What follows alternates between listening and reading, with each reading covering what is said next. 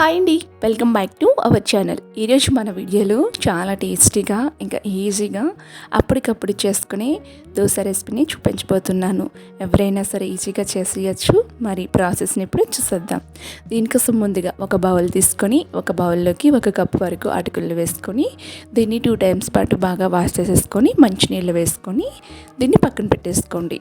Next వేరే గిన్నెను తీసుకొని ఇందులోకి 1 కప్పు సుజీ వేసుకోవాలి. దీన్ని ఉప్మా రవ్వ అంటాం కదా, వాటిని వేసేసుకోండి. 1/2 కప్పు బియ్యం పిండి, పొడి బియ్యం పిండేనండి, సూపర్ మార్కెట్లో అవైలబుల్గా ఉంటుంది. నెక్స్ట్ 1/2 కప్పు వరకు పెరుగు అనమాట. సో ఇలా వేసుకున్నాక అదే కప్పుతో 1 కప్పున్నర వరకు వాటర్ తీసుకోవాలి. ఇవన్నీ వేసుకున్నాం కదా, 1 కప్పున్నర వాటర్ అయితే ఎగ్జాక్ట్గా సరిపోతుంది. సో ఇలా వేసుకున్నాక ఇప్పుడు చక్కగా మిక్స్ చేసేసుకోవాలి. ఎక్కడ ఉండలు లేకుండా స్పూన్తో చక్కగా కలిసే విధంగా ఇలా మిక్స్ చేసేసుకోండి. చూసారు కదా, ఈ విధంగా ఇలా మిక్స్ చేసేసుకొని దీనిపైన మూతను పెట్టేసుకోండి. మూతను పెట్టేసి ఒక 1/2 అవర్ పాటు పక్కన పెట్టుకోండి. ఇప్పుడు ఒక 1/2 అవర్ అయిన తర్వాత నేను తీసి చూపిస్తాను. అటుకులు అయితే మనం వేసుకునే వాటర్ లేకుండా అటుకులు బాగా వాటర్ని అబ్జర్వ్ చేసుకుని పొడిగా మారిపోయిందనమాట. నెక్స్ట్ వచ్చేసి మనం వేసుకునే ఇంకా సుజీ ఇవన్నీ కూడా చక్కగా షోక్ అయిపోయండి. సో ఇప్పుడు వీటిని ఒక మిక్సీ జార్ తీసుకుందాము. మిక్సీ జార్లోకి ఈ సుజీ ఇవన్నింటిని కలిపి పెట్టుకున్నాం కదా, ఈ బ్యాటర్ని మిక్సీ జార్లోకి ట్రాన్స్ఫర్ చేసుకోవాలి. నెక్స్ట్ మనం తీసుకునే అటుకులు కూడా నానపెట్టుకున్నాం కదా, ఈ అటుకుల్ని కూడా మొత్తాన్ని వేసేయాలన్నమాట. సో మీరు చిన్న మిక్సీ జార్ తీసుకుంటే 2 టైమ్స్ పాటు వేసుకోండి. ఇలా తీసుకున్నాక ఇప్పుడు ఒకసారి మిక్స్ చేయండి.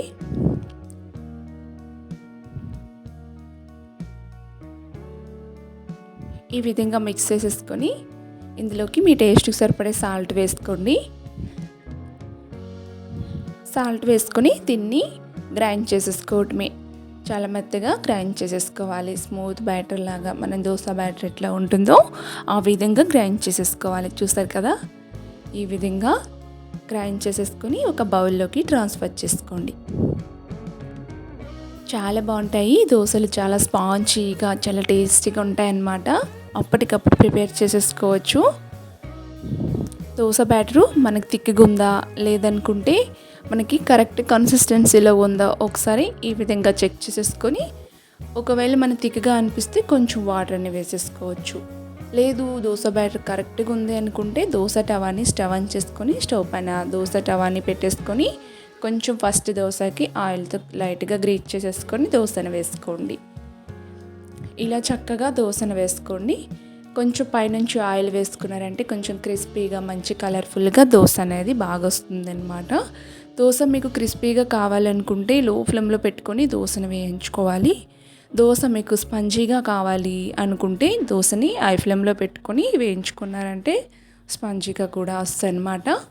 2 వైపులు ఈ దోశని మంచి కలర్ వచ్చేంత వరకు వేయించుకోవాలి.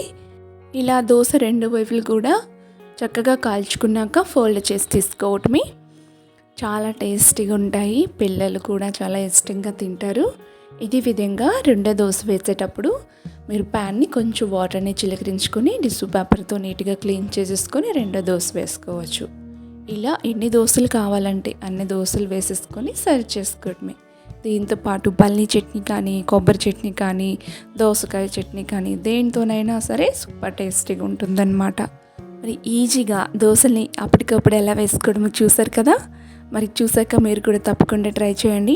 ట్రై చేశాక మీ ఫీడ్బ్యాక్ని నాతో షేర్ చేసుకోవడం అస్సలు మర్చిపోవద్దు. వీడియో నచ్చితే లైక్ చేసి షేర్ చేసి సబ్స్క్రైబ్ చేసుకోండి.